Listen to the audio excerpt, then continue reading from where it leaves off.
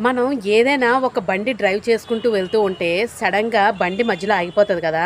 ఆగిపోతే మనం ఎంతలా తిట్టుకుంటామో, "ఛీ! చెత్త బండి ఎన్నాళ్ళ నుంచి తొక్కుతున్నాను. ఇప్పుడు చూడు సడన్‌గా నాకు మంచి పనుంది. అయినా కూడా ఆగిపోయింది" అని చెప్పేసి అనుకుంటూ ఉంటాం కదా!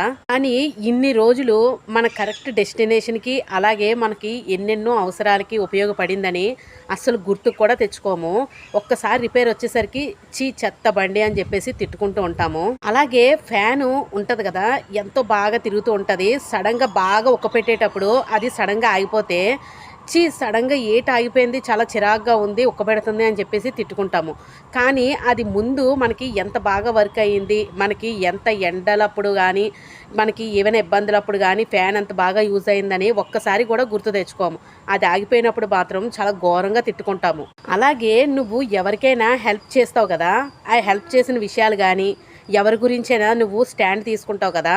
ఆ విషయాలు గానీ, ఎవరికైనా హెల్ప్ చేస్తావు కదా! ఆ విషయాలు గానీ వాళ్ళందరూ అస్సలు గుర్తుపెట్టుకోరు. వెంటనే ఈజీగా మర్చిపోతారు. ముందు జరిగిందంతా అస్సలు గుర్తుపెట్టుకోరు. ఇప్పుడు ఏవైనా హెల్ప్ చేయకుండా సడెన్‌గా వాళ్ళని వదిలేస్తే మనకి అవ్వక అదొక్కటే గుర్తుపెట్టుకుంటారు తప్ప, ముందు జరిగిందంతా, ముందు వాళ్ళకి చేసిందంతా అస్సలు గుర్తుపెట్టుకోరు. రోజులు అలాగున్నాయి. మనుషులు కూడా అలాగే ఉన్నారు. కొంచెం జాగ్రత్త పడండి. జాగ్రత్తగా ఆలోచించి ఏం చేయాలనేది నిర్ణయం తీసుకోండి.